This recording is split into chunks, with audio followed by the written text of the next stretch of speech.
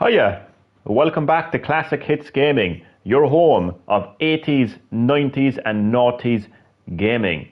This is my fifth I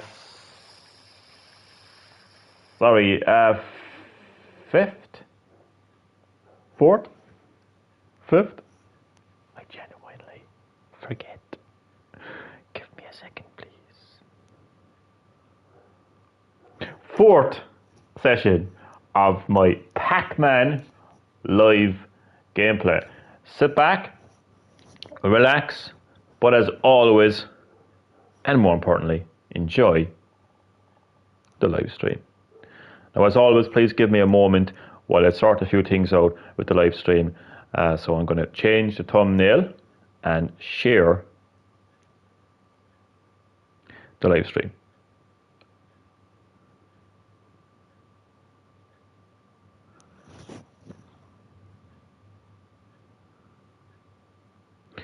Some Sunday afternoon Pac-Man. Well, it's afternoon here in the Republic of Ireland, at least.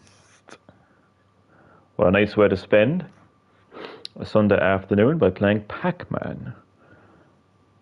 And it's even better to be able to share my gameplay of Pac-Man with you lovely people. Now, I'm going to share the live stream.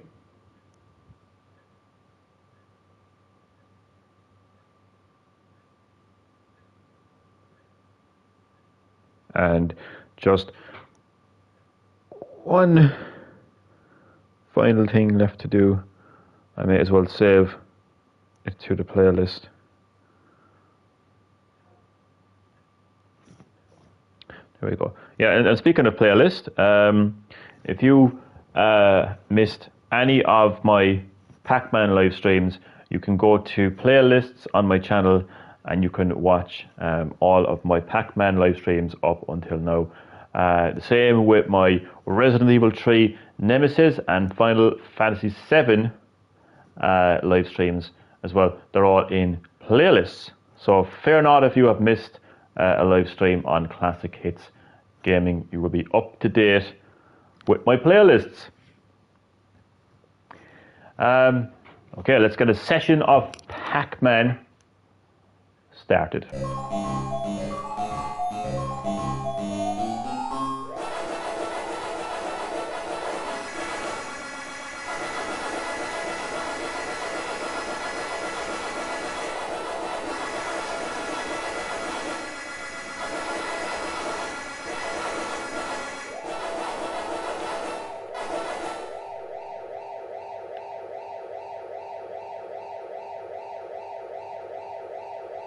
Oh God!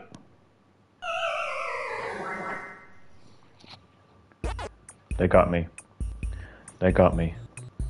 They got me, the Green Gamer. They got me good. Next, you should play Doom 1993. Ah, what a request. What a request. What a shout. Ah, Doom.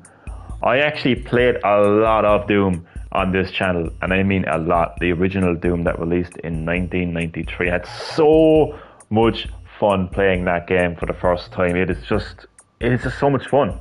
It's just so satisfying. Oh man. Oh man, Doom is definitely 100% on the schedule. I don't really have a schedule. For Classic Hits Gaming. I'm just making this up as I go along. It's the story of my life, to be honest with you. But seriously though, I am 100% planning on streaming Doom, the original Doom, on Classic Hits Gaming. So please look forward to that. I can't promise you it's going to be next, unfortunately, but I can guarantee you that you will see Doom on Classic Hits Gaming. One of the godfathers of the first-person shooter genre. Oh my days, before GoldenEye, before Medal of Honor, before Call of Duty, before like the FPSs that we all know and love today, Doom is the Pac-Man of gaming. You know, whenever I play Pac-Man, I always mention the fact that Pac-Man is one of the godfathers of classic gaming, you know, predating Donkey Kong and Mario. You know, so, God, you have me simping over Doom now. You have me simping over Doom, guy. But let me just say welcome to Classic Hits Gaming, my friend. You're always very welcome to my live streams. I hope you're doing very well. I hope you're having a fantastic weekend. And please enjoy my 4th session of Pac-Man, originally released in 1980, before I was even born. 8 years before I was even born. This was originally released in the arcade, and as I mentioned, it is one of the godfathers of classic gaming. It really just set the tone for the gaming industry. After that, it would inspire Nintendo to enter the gaming industry. That says enough, to be honest with you. But Doom, you have me thinking about Doom. Oh my God! I'm trying to be as diverse as possible with Classic Hits Gaming. You know, so I am thinking in my head what's next, but I can't promise you that it's Doom. But Doom again will definitely be on this channel. So fear not. Doom is on the way. Doom guy is on the way.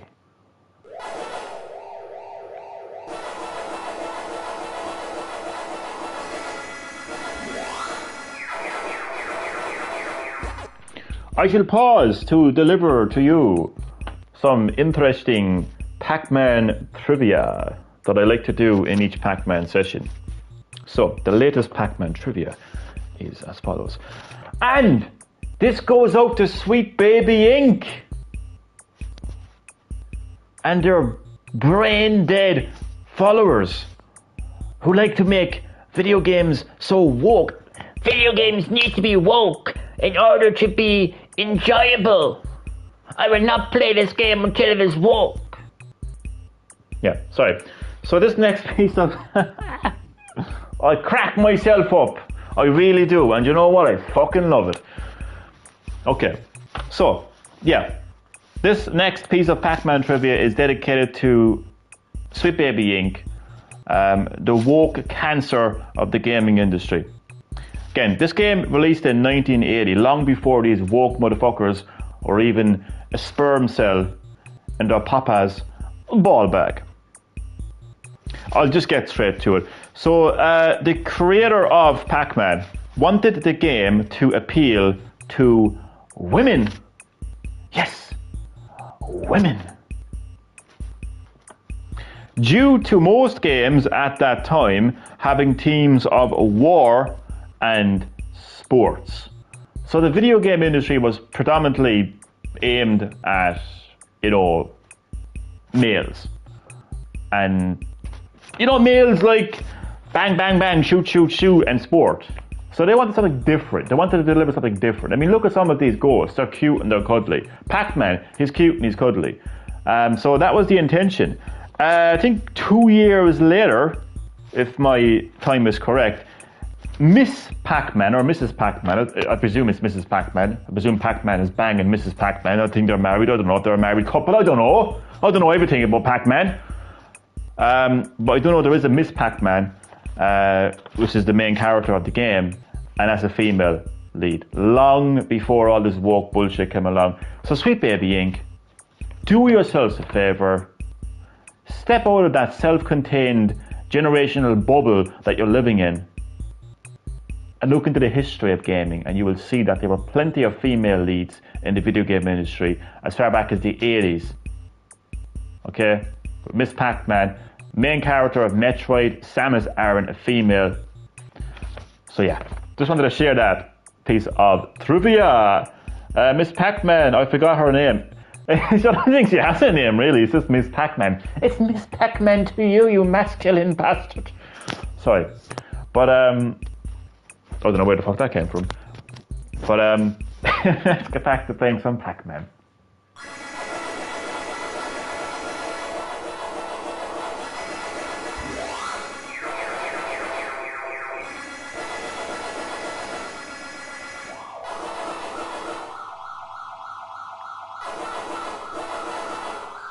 Whoop, whoop, it's the sound of the police. Oh, shit. That's what it sounds like. Oh, by the way, if this is too loud for you, let me know. I haven't checked what the volume is like. I have the sound set to sound like it would be if you walked into the arcade in the 80s and played Pac-Man. So let me know if it's too loud. I can fix that for you. Ah, perfect. Thank you for letting me know. Thank you. Thank you, thank you, thank you.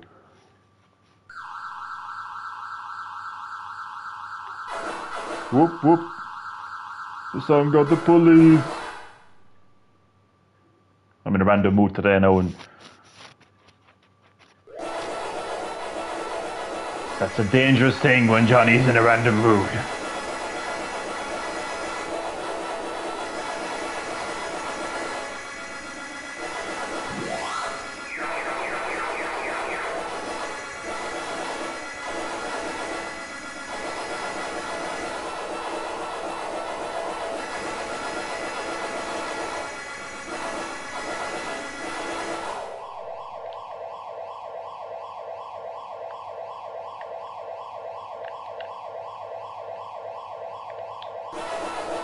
Oh my god! That red ghost was practically banging me. I'm sorry to be so vulgar. I'll never get over that name, Clyde. Look at the nicknames: Blinky, Pinky, Inky, and Clyde. It's just, that's not a nickname. That's an actual name. It's like a pure like American like kind of like accent, like a Texas. I don't know. I just get this like kind of, hey Clyde, how are you doing today, Clyde? Well, you know yourself, Cleveland.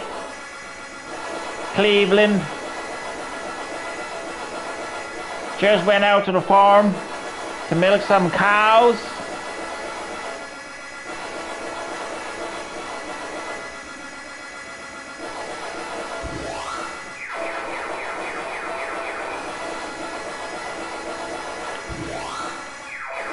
I actually love like getting that super pallet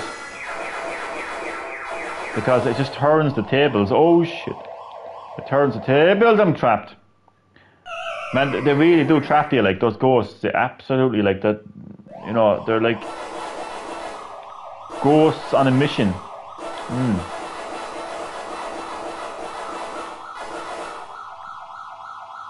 you know, I just like when games have a simple objective. I really do.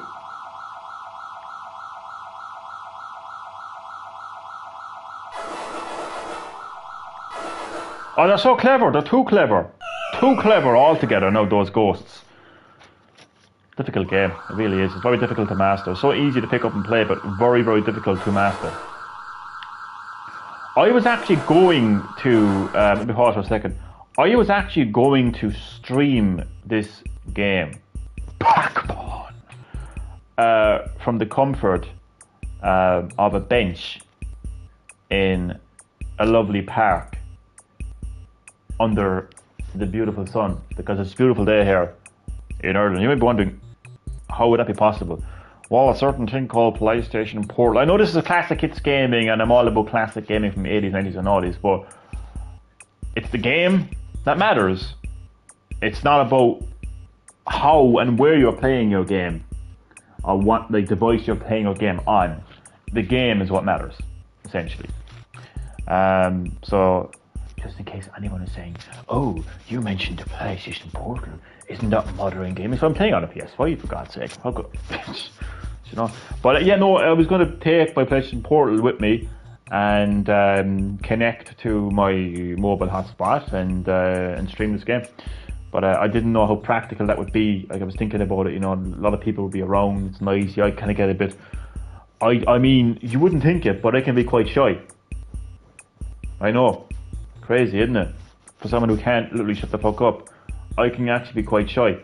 Like, I don't mind when I'm actually streaming in the comfort of my own home. But like, if I'm out and about and someone's just sitting next to me having their sandwich, you know, on a glorious Sunday afternoon, and I'm just sitting there next to them, Hello, welcome back to Classic Hits Gaming. This guy's like, can you shut the fuck up, please? I'm enjoying my sandwich. So anyway, no, I didn't take it with me in the end anyway. Wacky Wacko, hello there. It has been some time. I believe this is your first time, possibly, on my new and approved, evolved YouTube channel, Classic Hits Gaming, I believe. So this is your home of 80s, 90s and noughties gaming, the three greatest decades of the gaming industry. Right now, I am putting the spotlight on one of the godfathers of classic gaming, Pac-Man. This game predates Donkey Kong, for Christ's sake. It predates Nintendo entering the gaming industry. It doesn't get any more classic than Pac-Man. If you go to my playlist on my channel, you'll also see my Final Fantasy VII live gameplay in its entirety. I finally, after 27 years, completed that game. And I also have Resident Evil 3 Nemesis live gameplay as well from start to finish, all in a playlist if you want to watch them in your own time. So yeah, it's just great to be able to, I like to consider Classic Hits Gaming as the vaccine to the blight that is modern gaming. Modern gaming can be quite a depressing place. I mean, look at what's it called? It's Suicide Squad, Kill the Justice League, whatever the fuck the game is called. It's a broken heap of shit. It can be added to the many games that are a broken heap of shit. Then you have microtransactions in games like Tekken 8 and Street Fighter 6. Among other things, and yeah, it can be quite a depressing place. So I decided to just focus my channel on the three greatest decades of the gaming industry, 80s, 90s and noughties, and I'm really enjoying it, and I thank all of you for supporting Classic Hits Gaming so far. It's an absolute joy to be able to stream these games, talk about these games, why they're so iconic and classic in the first place, So anyway, Wacky Wacko, how are you doing? Are you feeling quite wacky? Are you smoking the wacky tobacco? Sorry, I actually fucking sound like I'm smoking the wacky tobacco, to be quite honest with you. I don't even fucking smoke or drink, but I'm telling you, man, there's times there where I wake up out of my bed, and I'm like fucking someone who just like fucking, I don't know. Smoked a few joints and, I don't know. Sorry, ignore me. Just ignore me. Completely ignore me. Hello, my friend from Indonesia. Am I right? Yes, I think I am. Reze Andre. Did I pronounce your name good there? Reze Andre. Making his way to the ring. All the way from Indonesia. Weighing in at 2,000 pounds. Reze Andre! Sorry, I swear to God, no, I'm actually scaring myself at this stage. No, I need to calm the fuck down. Sorry. I was right. Greetings from the Republic of Ireland, my Indonesian friend. You're always very welcome to Classic Hits Gaming. Thank you so much for your support. Right now, my channel is focusing on Pac-Man, originally released in 1980. I wasn't even born when this game came out. On arcade, it is the godfather of classic gaming, predating the likes of Donkey Kong. Meaning, this game was a thing. People were playing this game before Nintendo were even in the gaming industry. So it's a great piece of gaming history, and I'm absolutely delighted to be able to shine the spotlight on Pac-Man. So I hope you're doing very well, my friend, and please enjoy the live stream. And just bear with me as I'm in a very weird, random mood at the moment. So yeah.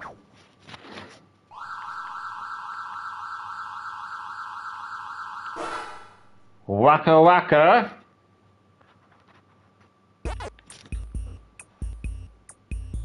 Let's go.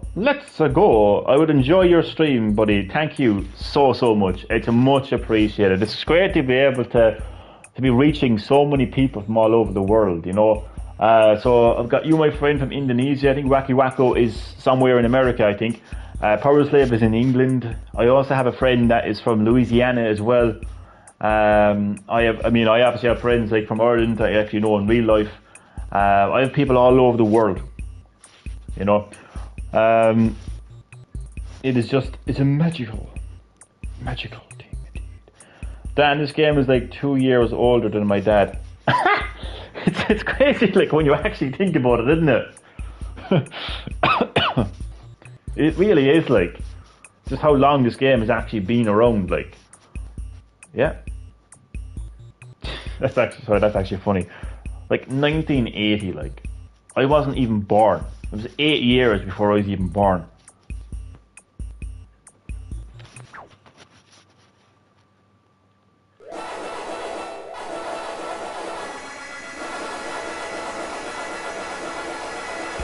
Oh yeah, I want to say something as well. I actually want to be quiet.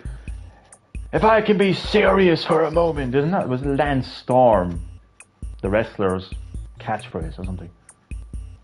If I can be, I don't know what the fuck he said, but seriously, if I can be serious though for a moment, really. I still play modern games. I just want to make that perfectly clear, okay? I am still a gamer. I'm technically a modern gamer. I play games in the modern day of gaming. I play Mortal Kombat 1, okay? I play Spider-Man 2. I play modern games. I haven't completely abandoned modern games.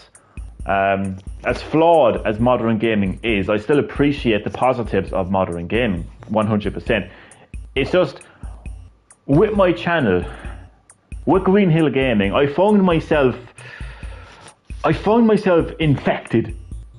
Okay, just completely infected by modern gaming, with the microtransactions, the broken games, the delays, the incomplete games, the overpriced games, you name it. There was so much negativity with modern gaming, and it infected me. I couldn't enjoy my live streams because of it. So I thought to myself to take a little break, think about what I want to do with my channel, and I thought of Classic Hits Gaming, focusing on the 3 greatest decades of the gaming industry, a time where gaming was so simple and fun, and I wanted to focus on the games of those decades, and that's why Classic Hits Gaming is the thing. I am the vaccine that is the blight of modern gaming, but I am still playing modern. For anyone anyone who may be thinking, has Johnny completely abandoned modern gaming? Will Johnny, get the next Resident Evil game? Yes.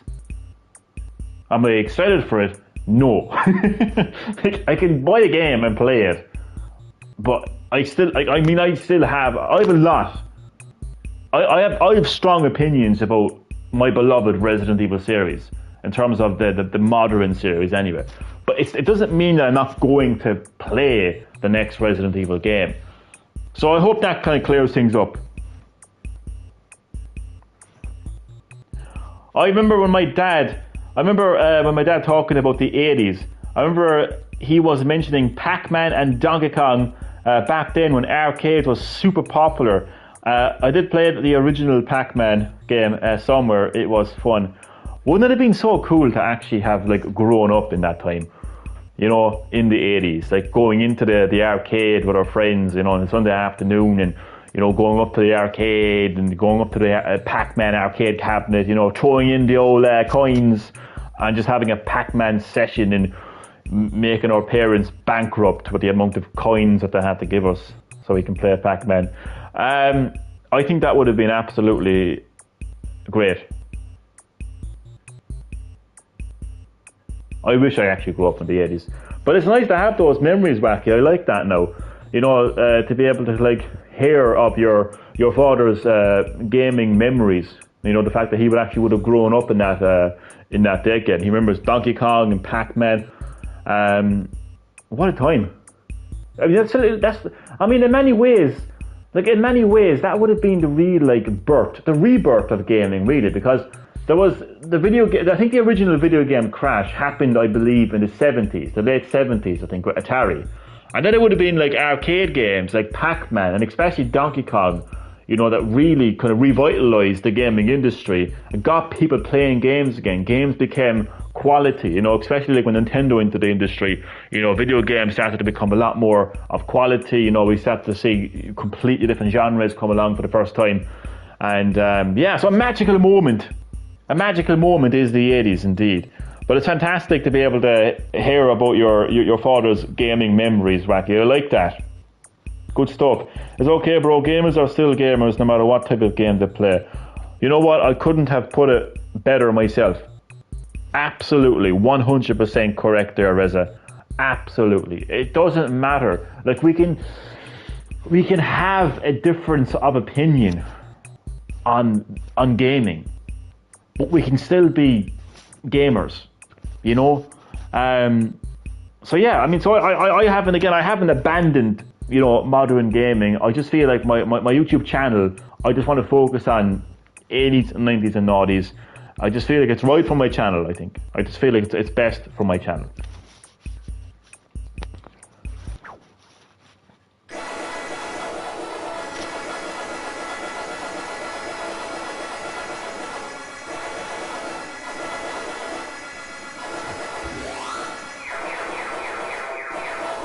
Listen to those sound effects. Oh my days. The soundtrack to 80s gaming, the soundtrack to like arcade gaming, this is what you would hear when you walked into an arcade. Obviously, like, there would have been other arcade games, you know, playing in the background as well. But it's just, oh, it's so authentic, the sound right now. It's such an authentic, you know, piece of fucking audio. I just thought of another classic game that you should maybe play. Oh, interesting. That's actually interesting because that's interesting though, because my mind is thinking. I am going to soon on Classic Hits Gaming be introducing I can't even say it, requests. I will soon be taking requests. Now, I have nothing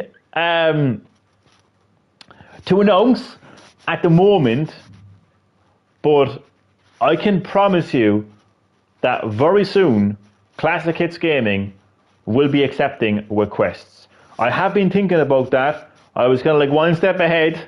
I knew that eventually somebody would join the live stream and say, you should play this game, you should play that game. But believe me, I completely appreciate that, and I love that. I love that you are that invested on Classic Hits Gaming, that you would like me to play a particular classic game. So I really love that, and I thank you for that. So I will soon be taking requests, but I can't guarantee when, but I will soon be taking requests. I love that. I love that now. Because I mean, already I had Doom, you know, so that is definitely something that I am 100% planning on doing. One of my favorite old school games, NES, is Darkwing Duck. I have never heard of Darkwing Duck, but I have heard of the Double Dragon series. No, your spelling is fine. Maybe you might have meant... Did you mean Duck Hunt, by any chance? I know you said Darkwing, but I'm not quite sure of Darkwing Duck. Double Dragon, fantastic beat-em-up series. Batman, there's quite a few Batman games actually on there as well. Yeah, it was fun, especially the original Donkey Kong. So it got me interested to play games, to play similar to it, like Donkey Kong 94, the original Mario vs. Donkey Kong from the Game Boy Advance. Good times. I actually played a little bit of Mario vs. Donkey Kong. I got to get back into that. Indeed, I do. But that's actually great, like that, like, you know, like the original, like Donkey Kong is kind of what got you interested in gaming. And it's, I mean, Donkey Kong is that's literally what got Nintendo into the gaming industry. And Nintendo has like pretty much like forged what is gaming today in many, many ways, you know. Oh, the original, I don't know how I could go about that now, unfortunately, my friend, because I don't think the original Fallout is actually available on console at the moment. At least I don't think it is anyway. I don't have a PC or a laptop or anything like that. I'm not really much of a PC gamer. I presume the original Fallout came out on a PC. So I don't know how I would go about that. But if I could get access to Fallout, I was going to say Fall Guys. If I could get access to Fallout, I would definitely consider, you know, streaming that. But again, I am planning on introducing requests, so stay tuned for that, for all your requests. No, it's Darkwing Duck. I'm going to have to look into that. I'm going to Google Darkwing Duck after this live stream because I don't actually think I've ever heard of that game before. I still remember that game. The game is a side-scrolling adventure. What a memorable song. That is right up my alley. That is right up my alley. Side-scrolling, memorable soundtrack. Sign me up. Darkwing Duck. Got me intrigued now.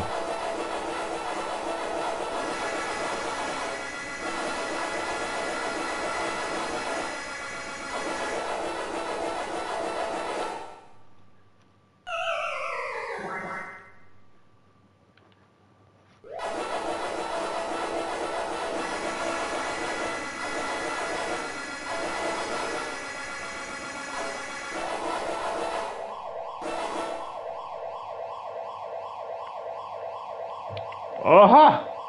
No. These bloody ghosts.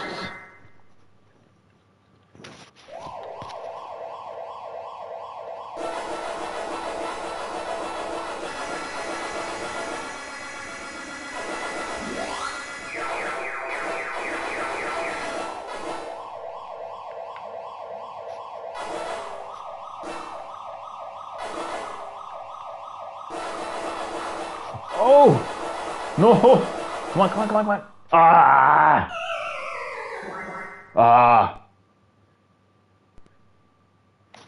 That was painful. I need to recuperate from that. That was absolutely devastating. Absolutely devastating. I know. Indeed. I was so close.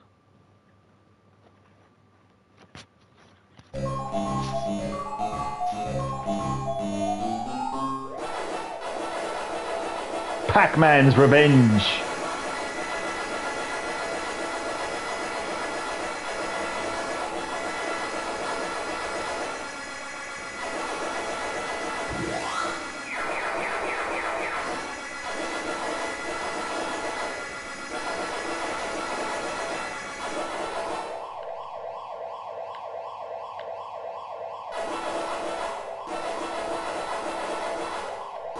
Aha! Oh, God.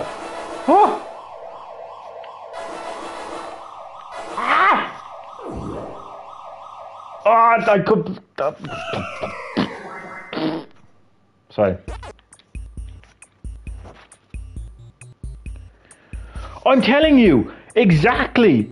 Reza, absolutely, 100%. I actually spoke about that the other day when I was playing Pac-Man. The AI in this game is insanely intelligent. Like, it's actual intelligence. It's actual artificial intelligence. I'm telling you, the way that they can actually track where you're going, they can figure out where you're going. This game came out in 1980. There are game developers nowadays that can't even get artificial intelligence to make a fucking character move left. You know, that's how bad developers are nowadays. They literally cannot code games today. This game came out in 1980, and I'm telling you, the artificial intelligence is absolutely fantastic. You are so right there, my friend. Damn those, I know, yeah, those damn ghosts. Come on, someone called the Ghostbusters. Seriously. The Pac-Man is the original Ghostbuster, right? You know, when he gets that power pellet, Pac-Man becomes a Ghostbuster. Hey, come on now. Oh, that was so satisfying.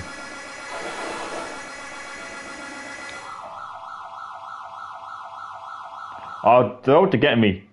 They're out to get me in this live stream. This session of Pac-Man, like the ghosts are like absolutely intent on killing me. So I at least want to make it to the stage like where like it's like a kind of, I don't know what we would call it, like, but you get that little kind of animation and soundtrack where Pac-Man is like chasing the ghosts. I at least want to get to that stage.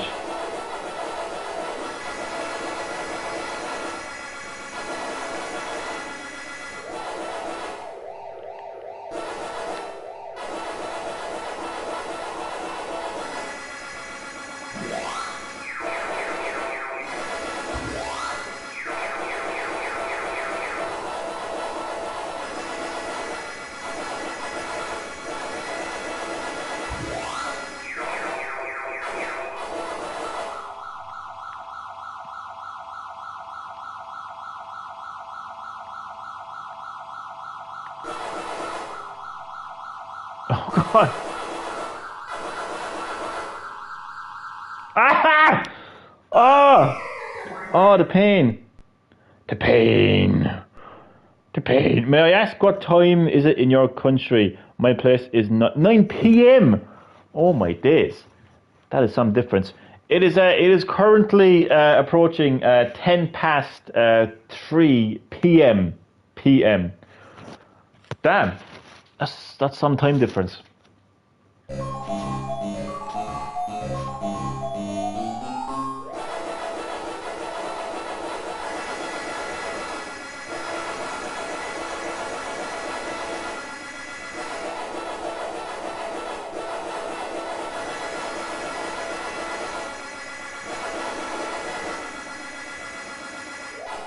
Oh, they literally changed back.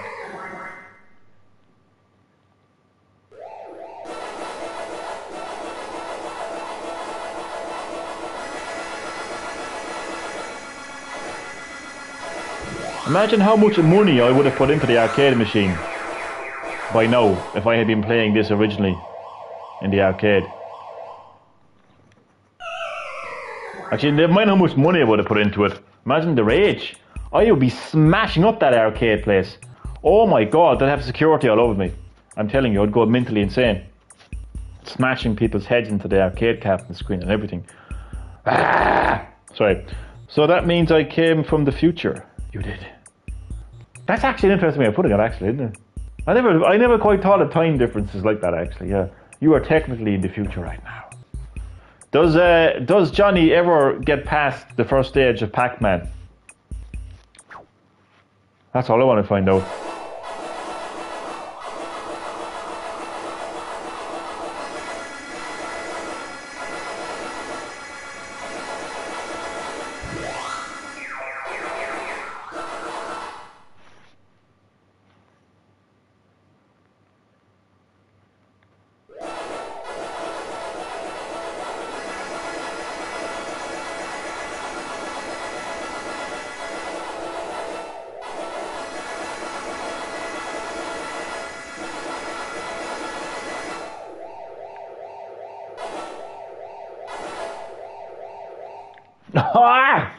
Oh, this is getting frustrating.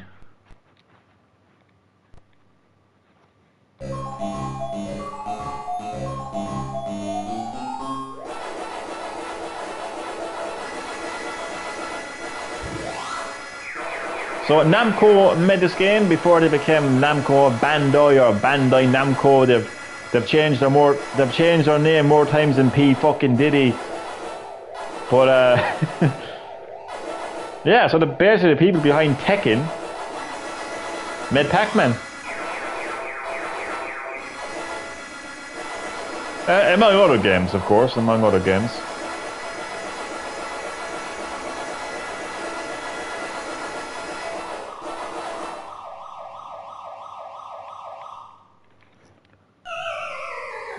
Bro, why do you keep losing here? Keep trying. I'm shit.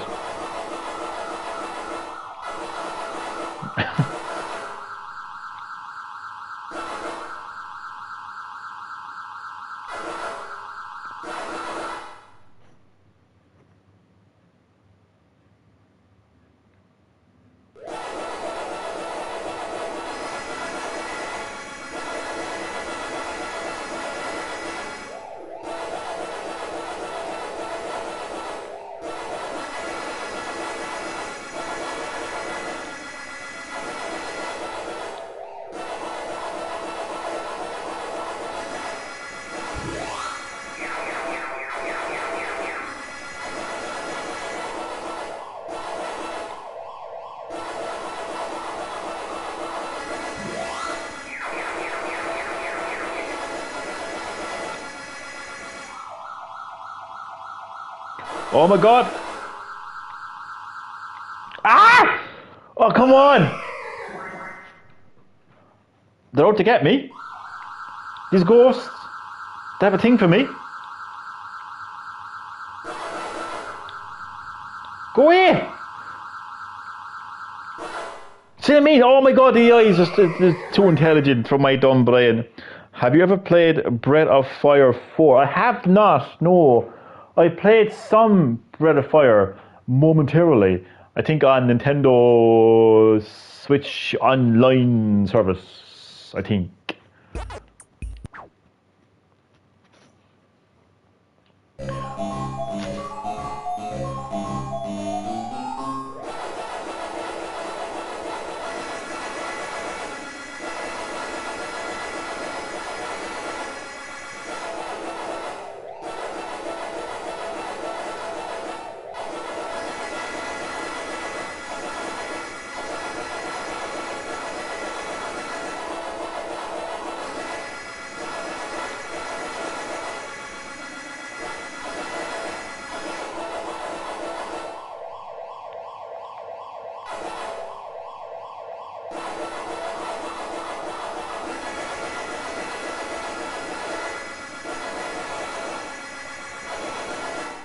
Oh, come on! Literally changed as I... Oh my god. I need to make it to the part where you get that little animation. And then I'll be happy enough with that.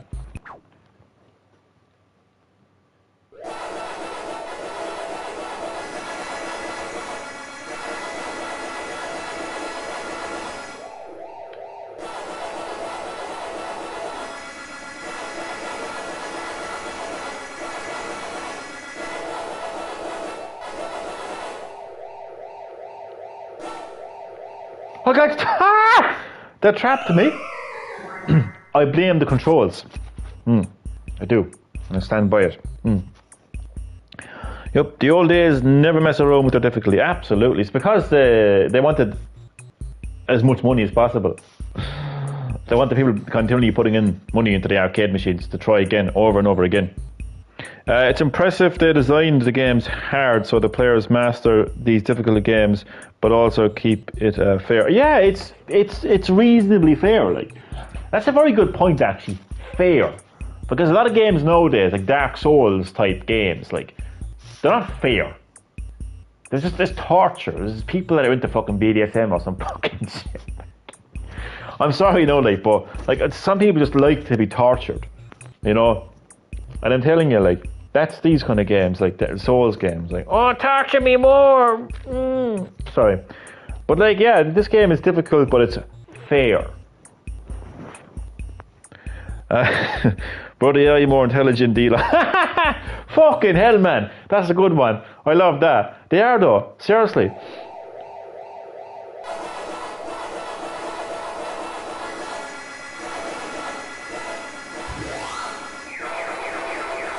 That's actually a very good point, actually, and I swear to God, like, that is something I actually want to like talk about, like, every time I actually play Pac-Man. It's just the AI in this game. It is just 1980, like 1980s AI, and it is just so intelligent.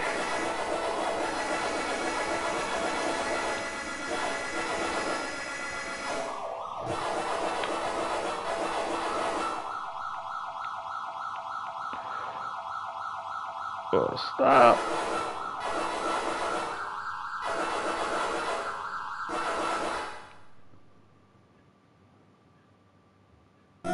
Yes! That's all I wanted. Thank you and good night. Elvis has left the building. That's all I wanted. Anything after this is just a blessing. Oh God.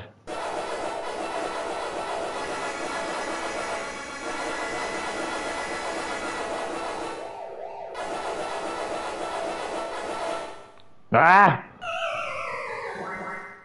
No, what's interesting about arcade games is, like, it's not like, God, how can I put this?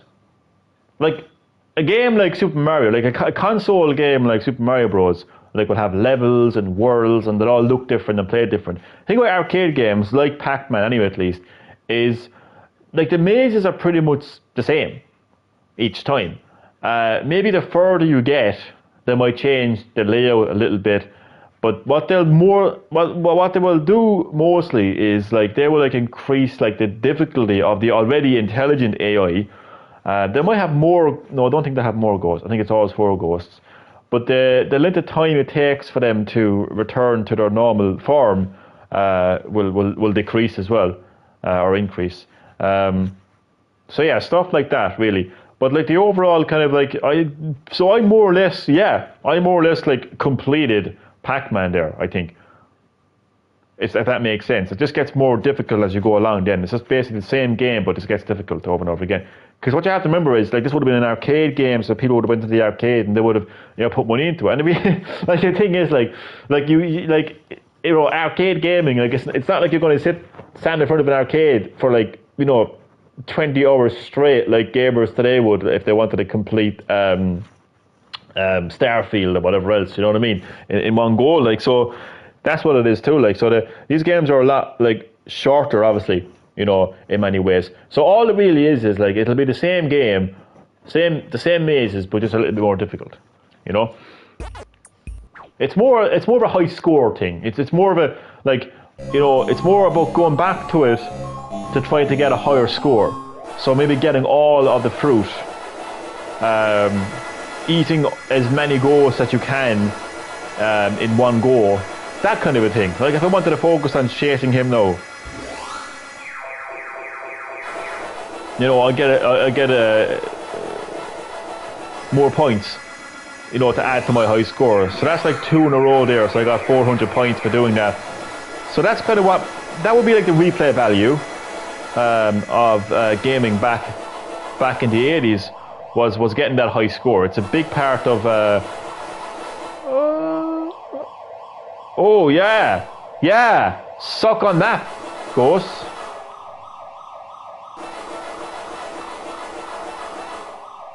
Ah, shit.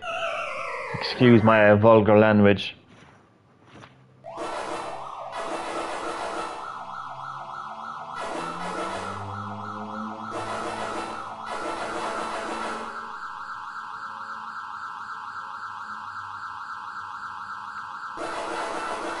Boom. Boom. I was too fast there. Fast and Furious. Fast and Furious? What's that movie called? Fast and... is it Fast and Furious or Fast and the Furious? It's Fast and Furious. Never mind. Sorry.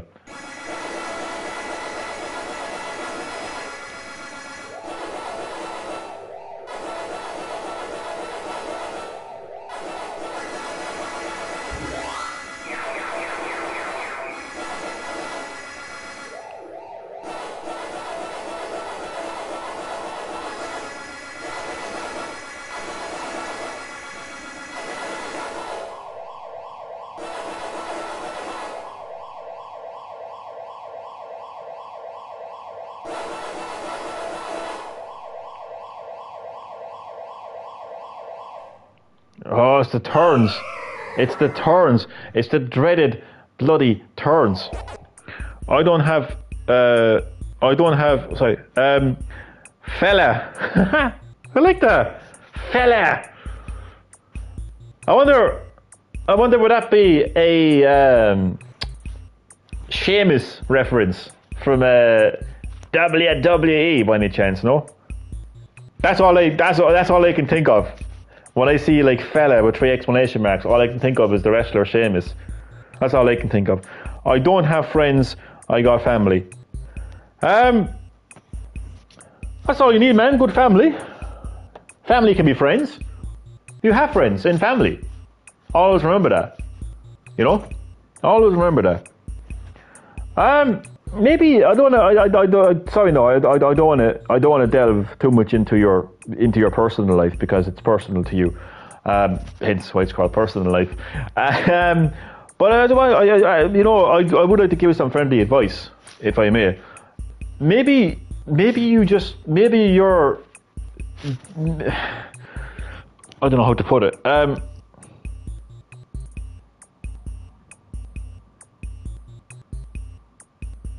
trying to find the words.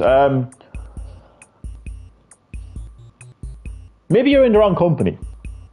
you know, when it comes to, you know, people outside of family.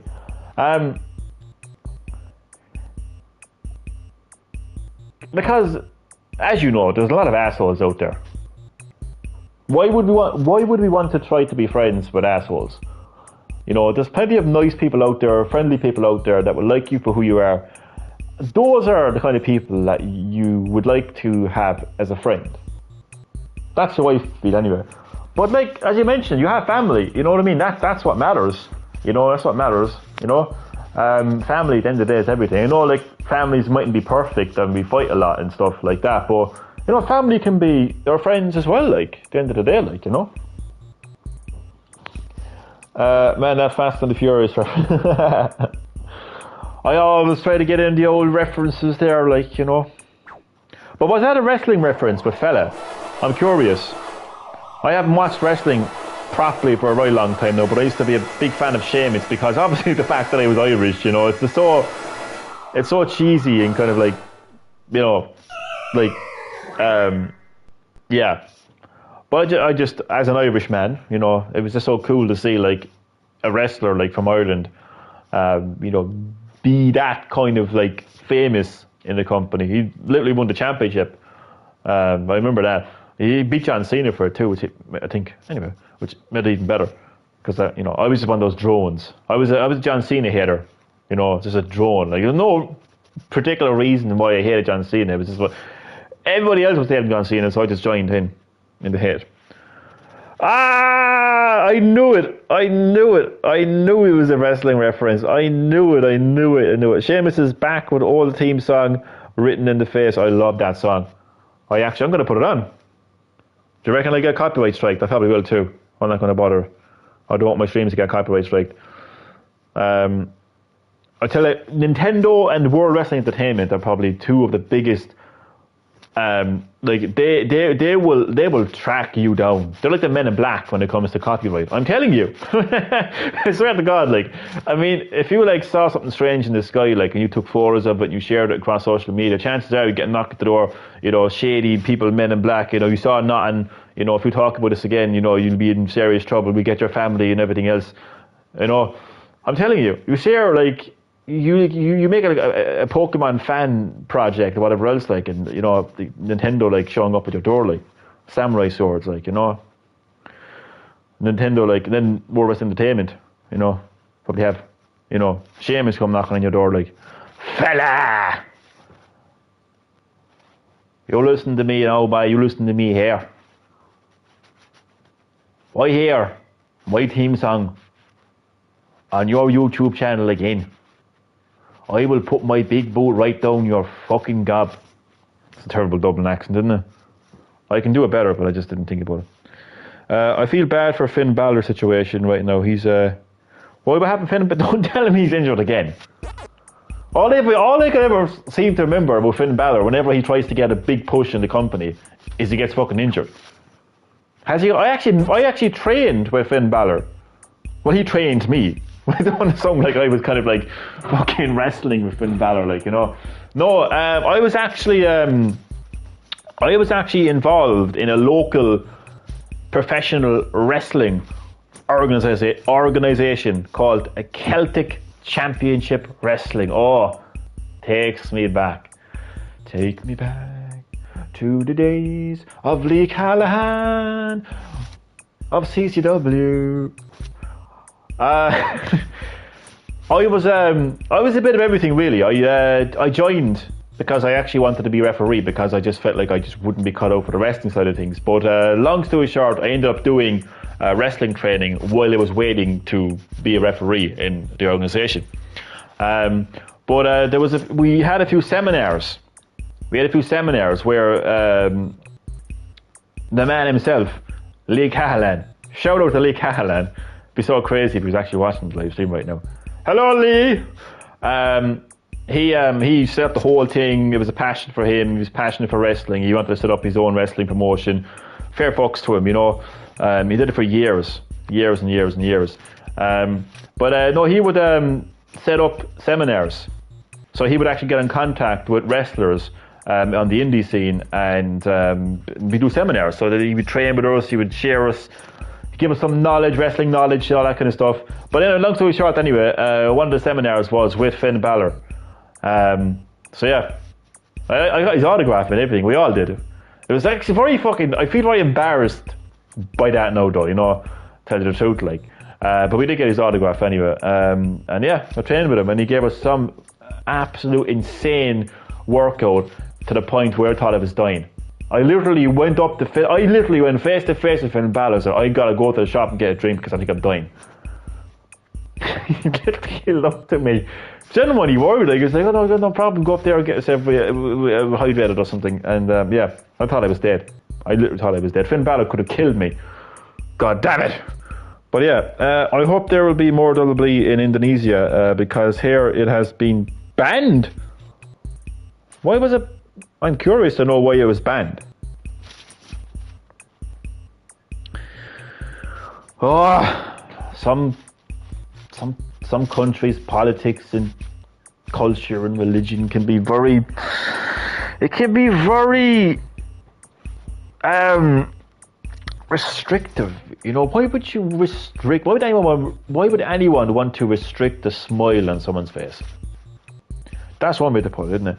If something puts a smile on your face and puts a smile on many people's faces in a time where there's so much hate and hurt and sadness in the world, why would anyone want to restrict that? You know, if it's two people in love and they just happen to be the same sex, why, and they have a smile on their face, why would anyone want to restrict that? Or if like somebody wants to engage in some kind of like sport or sports entertainment, or wants to watch a movie or play a video game that might have violence or, you know, sexual content, and they put a smile on someone's face, why would anyone want to restrict that? It just baffles me. It baffles me. Because there used to be small children who imitated. That is actually, to be quite honest with you now, that is actually, I firmly believe it's a very reasonable explanation as to why it would be banned, because it happens. No matter how many times the company says don't try this at home, and that's all they can do. As a company, that's all they can do. They're not responsible. The company is not responsible, you know, for children getting hurt by doing wrestling themselves at home. Because they warn people, they advise people, and it's pretty much up to the parents as well. But I do completely get that though, because no matter how much they're not responsible, no matter how much they warn people, like children do imitate wrestling, and I mean, you're talking like some serious like accidents, like, you know, children like potentially breaking their neck, breaking their back, you know, because they're imitating what they're seeing on the screen.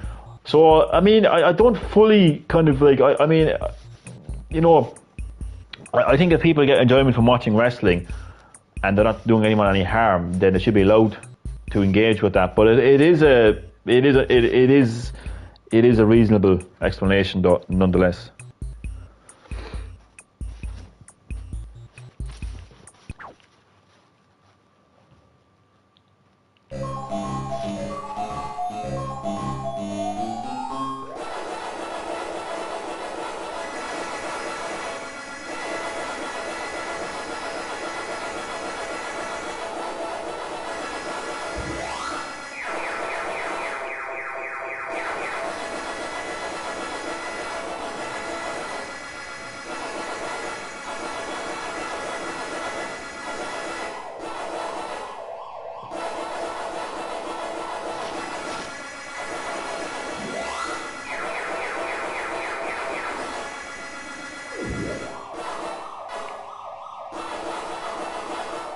Oh my god, I got a ghost there.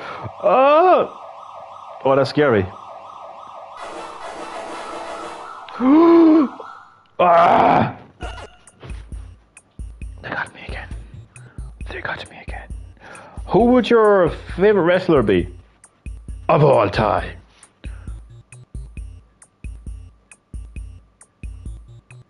I normally hate those questions being asked to me because I'm very bad at like. Well, I suppose when it comes to wrestling, when I was a wrestling fan, I can definitely tell you Undertaker was my favourite wrestler, hands down. And it would always be Undertaker. Like, it wouldn't be like if someone new came on the scene, like he wouldn't replace Undertaker. Undertaker was my husband. Yes, you heard it. Michelle McCool, you heard it first. He banged me before he banged you, you bitch. But no, fucking hell. Seriously, I was a massive Undertaker fan. I mean, in many ways, I still kind of am. You know, I still listen to his theme songs on Spotify and shit like that. Yeah, I just kind of stopped watching wrestling. Really, you know, it was just a process. It just happened. You know, there's no particular reason or like build up to it. It just kind of happened. You know, and I'm not one of those people. Like, I wouldn't say that I grew out of wrestling. I wouldn't be one of those people that would say, "Oh, wrestling is only for kids and it's fake and all that kind of shit." I wouldn't be going down that road. You know, yeah, I just kind of. I don't know. I mean, a lot of people are saying, like, you know, wrestling nowadays is a lot better. I should get back into it. But to be honest with you, I honestly, I still think they rely too much on nostalgia. At the bottom line, I think it's nostalgia that they rely on. Because, look, as good as the main event this year's WrestleMania may have been, okay, and everyone is talking about it and saying it's so good, but you have to look at it and realize what people are talking about. The Rock played a massive role in that storyline and in that match. The fucking Rock. I mean, I love The Rock.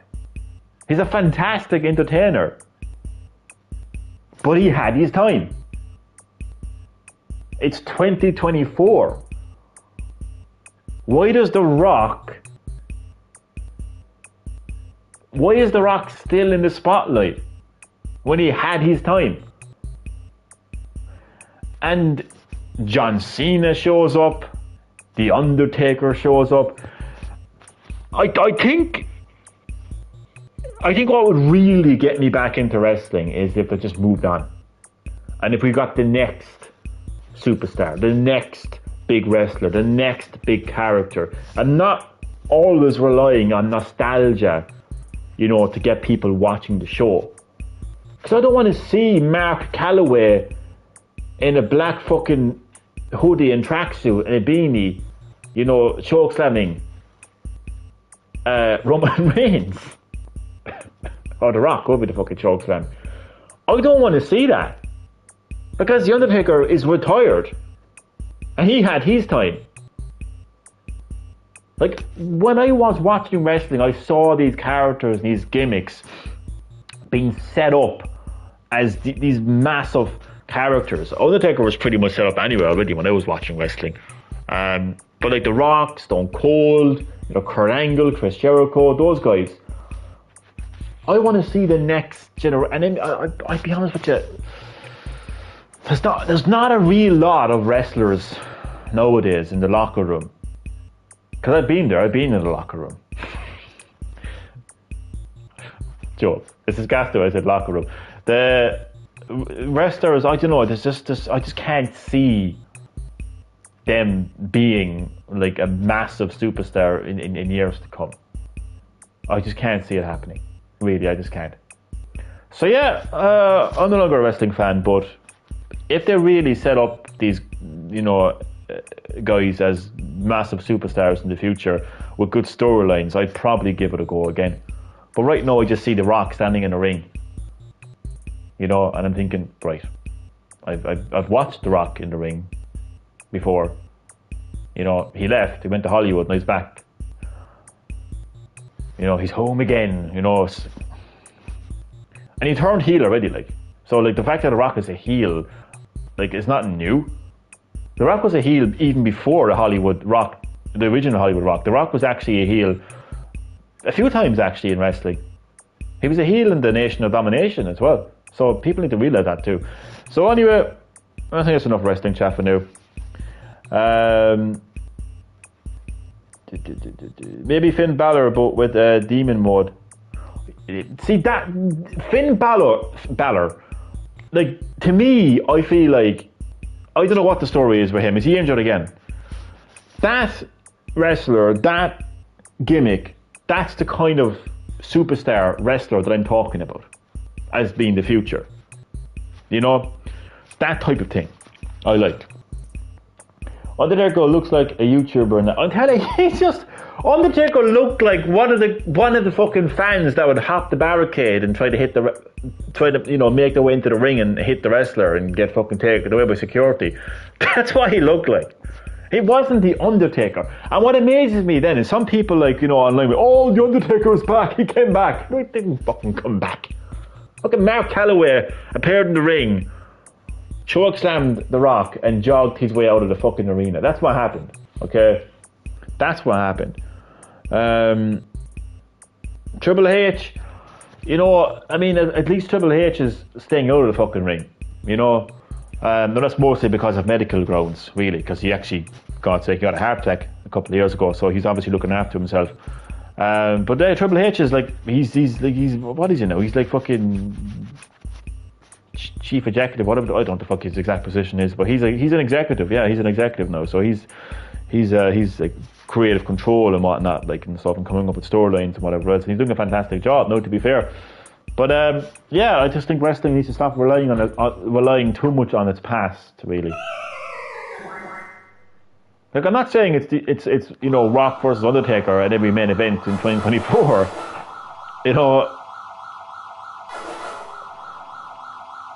I just think, like, let The Rock be. Like, move on. The Rock had his promos. He had his time. We need to move on from The Rock. We need to move on from The Undertaker. We need to move on from John Cena. I think there should be a stipulation as well. I think when you retire from wrestling, that's it. I think it should be written. It should be written. Like, it should be law. It should be contract. You should sign a contract that, like, when you retire, that's it. You're gone. You cannot come back. That's what I would do. I swear to God, that's what I would make. I would make the talent sign a contract. Say, right, you're retiring. Okay, you're gone. You're not going to come back. People can watch your greatest hits on fucking WWE Network or soon to be Netflix or whatever, going to YouTube, whatever else. But you're done. You're gone. I don't want to see you here again. That's literally what I would do. I'm telling you now. The only WWE I watched was in 2013. That was the only time you watched wrestling. 2013. What was that? No, 2013. That was I think that was the year where the Undertaker lost in WrestleMania. His streak ended, I think. Oh, was that 2014?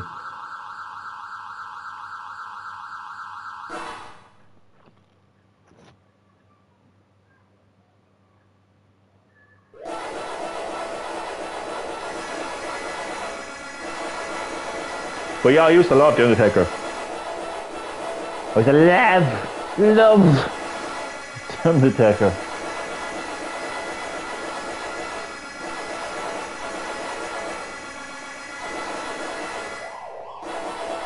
Also known as The Undertaker.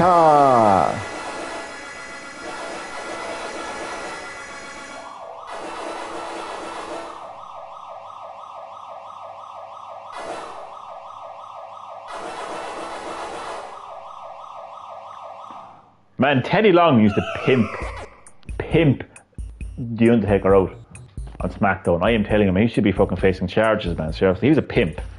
Teddy Long was an absolute pimp. Undertaker was his rent boy. I'm telling you, every single time. Kurt Angle, you're going one-on-one with The Undertaker. John Cena, you're going one-on-one with The Undertaker. Chris Jericho, you're going one-on-one with The Undertaker. Queen Elizabeth, you're going one-on-one with The Undertaker. It didn't matter who the fuck it was. He was pimping them out to The Undertaker.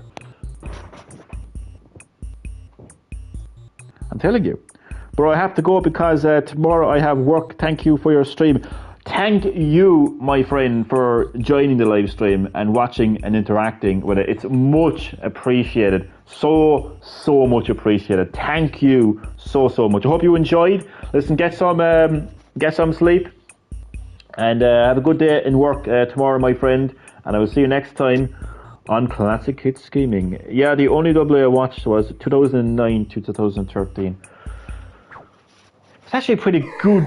That's 2009 to 2013. It's actually a pretty good run, actually. It actually is a pretty good run. I mean, what you had like Shawn Michaels versus Taker twice as well, which is really good to see. I think that was the first time there was like a direct sequel to like Undertaker's winning streak.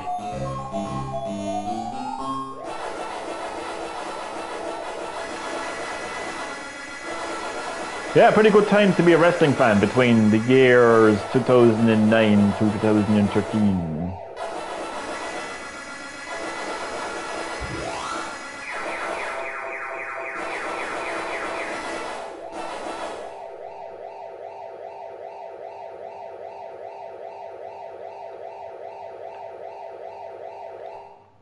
I hate the controls in this game.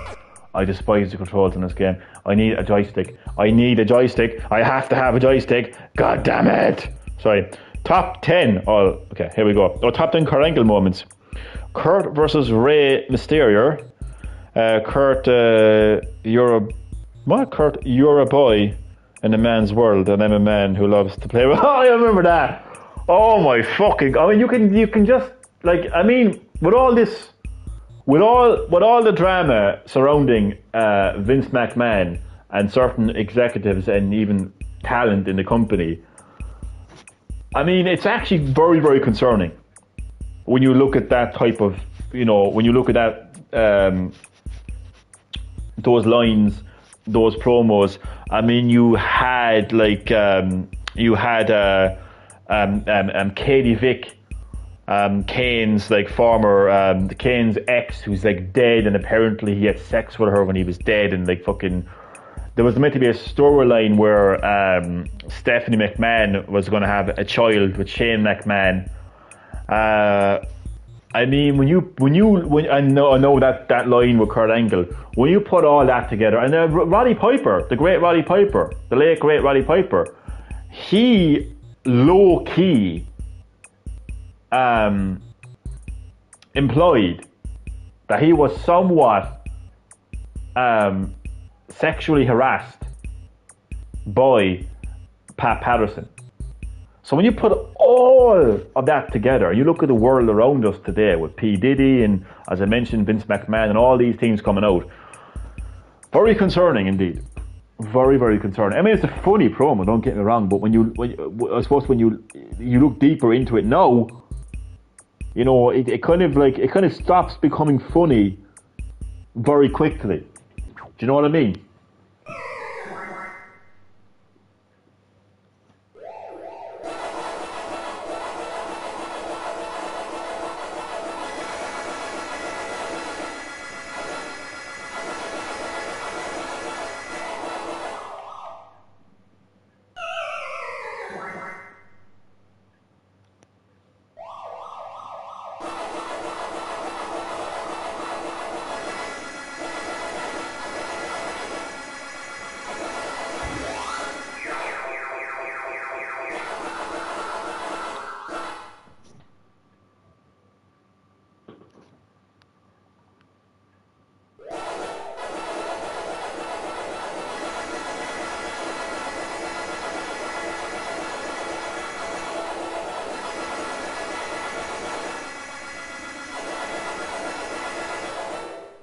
Why did I go down?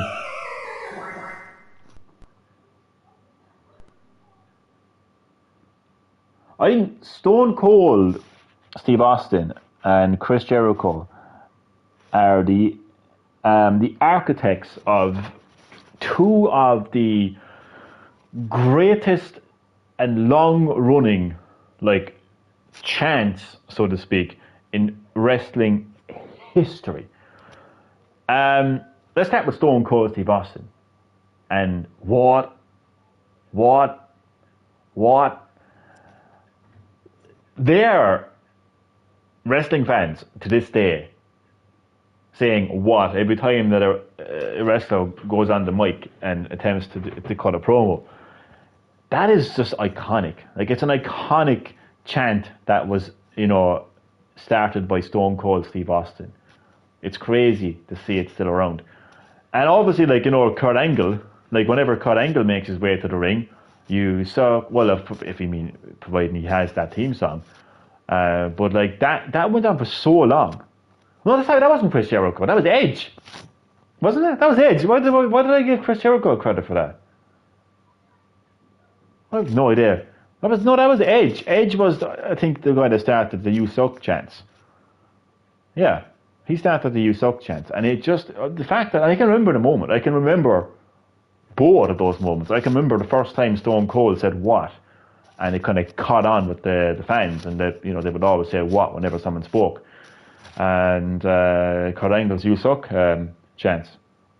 It's just that is just so iconic. The fact that it's still around to this day. When, you know, even when Kurt Angle isn't even in an arena, when Kurt Angle is not wrestling, he doesn't really wrestle anymore anyway.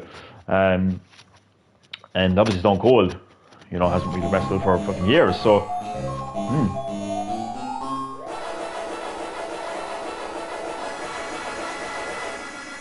I think the only other wrestler that has kind of come up with a chant that is pretty much still used today is Daniel Bryan with the yes chants.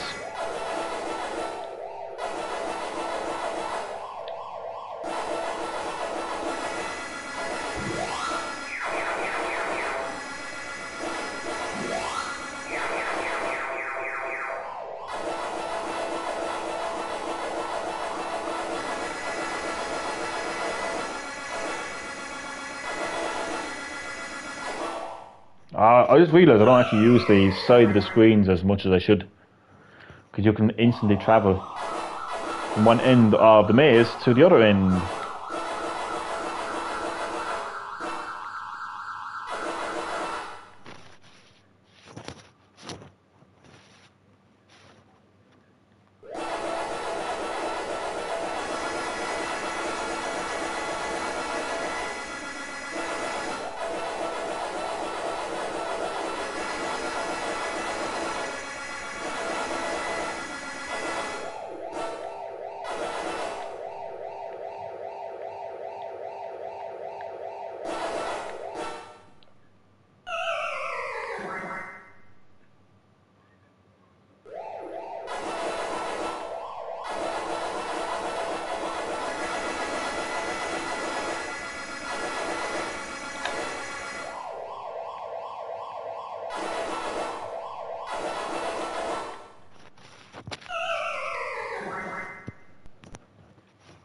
It's going to take a momentary little break and I'll be right back.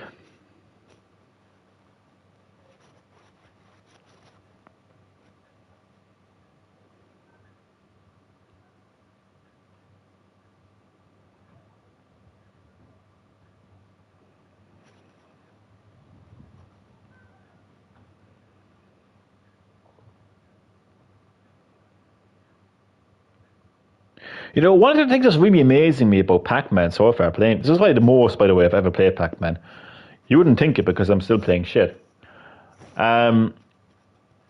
Is for such a simple, and I know I kind of spoke about this before, but for such a simple game, with simple gameplay, simple mechanics, simple objective, I can get a lot out of it. I went live at, well, I thought it was actually longer, but the hell? No, it was, yeah, I went live about an hour and a half ago. How long am I streaming? I can check. An hour and, just under an hour and 20 minutes. You know, to get an hour and 20 minutes out of a game like Pac-Man is fascinating, actually. You know, like, it's such a simple game, but I mean, yeah, Jesus, like, I mean, if I was playing, I don't know, if I was playing like, let's say, fucking Spider-Man 2, like an hour and 20 minutes into the story, like, you know, it would have been a lot of progress. But it's just crazy that I can get that amount of time, like, spend that amount of time on a simple game like Pac-Man.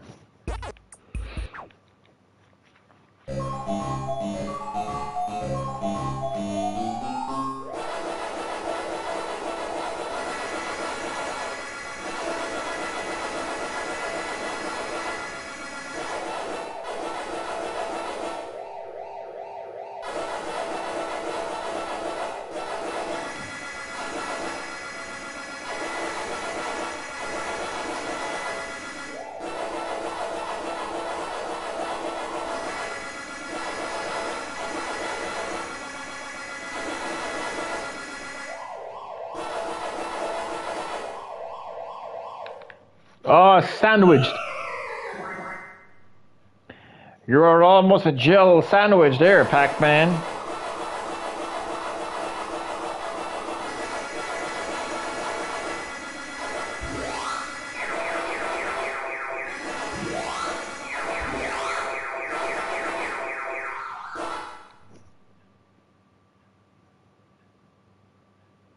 Do you know, I was actually just, I know I should be talking about other, like, well, I don't mind talking about other classic games while I'm playing this, because I suppose I would like to highlight each classic game separately. But it just popped into my head there. I actually was lucky enough to actually have played Mortal Kombat in the arcade. And I think, it was the original Mortal Kombat. It's such a foggy memory, because I was very young, I was only a child, but I remember it was inside a chipper. Yeah, it was a little chipper. Little take. Oh, sorry. If you don't know what a chipper is, it's basically a takeaway like restaurant, fast food takeaway restaurant. Serve like potato chips. No, so not potato chips. Sorry, I'm confusing anyone who's from America or like calls like. Oh, it's so confusing. Like Americans would call them French fries, we call them chips. But anyway, look, chipper, what it was anyway. But it was actually a little. It was kind of seaside, kind of beach area. I think anyway, a place called Crosshaven, I don't know. But yeah, I can just about picture it like in my head, like. But it's a small, like tiny little chipper. And in the corner, as you headed in, there was an arcade machine that had Mortal Kombat, and I actually played it on an arcade. That's actually pretty cool. Because I don't think Mortal Kombat was like kind of widely available in like arcades that I grew up in. Anyway, like I don't really remember seeing that many Mortal Kombat arcade machines. Probably because of how violent it was. That's my guess. But it was in this chipper anyway. It's a nice memory. I'd have to be able to go back and see if it's still there, because I don't think I actually have been back there in years. So I would like that. I'd like to be able to see. I doubt it very much, like. Maybe the chipper is there, but I would doubt very, very much that the actual arcade cabinet of Mortal Kombat would still be there.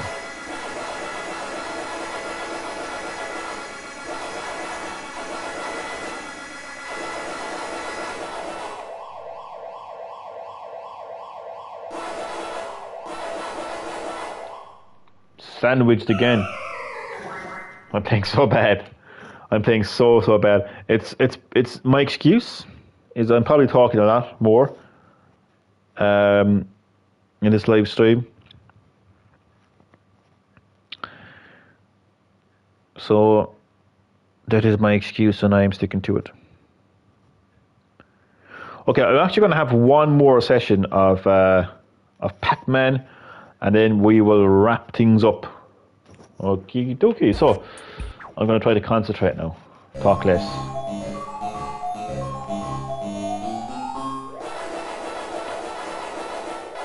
A little less conversation, a little more action.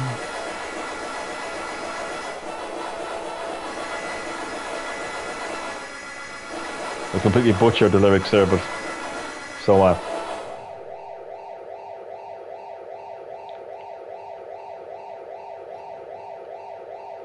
Oh God!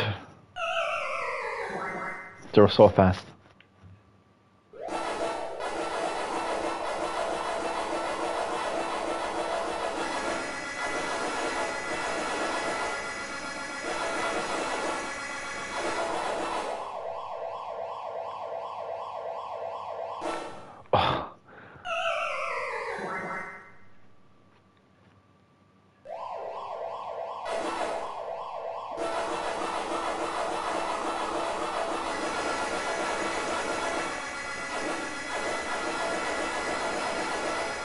Well, I reached the little animation thing earlier, so I'm happy with that result, you know.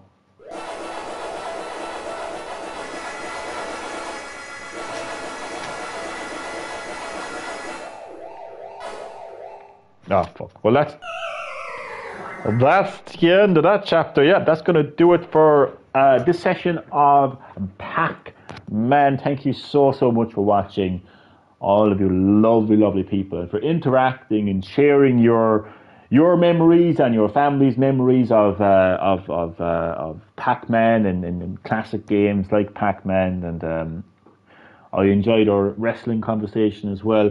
So thank you so much for the interactivity and for your support. It's much appreciated. And I will see you all next time on Classic Hits Gaming. Take it easy. Have a good day.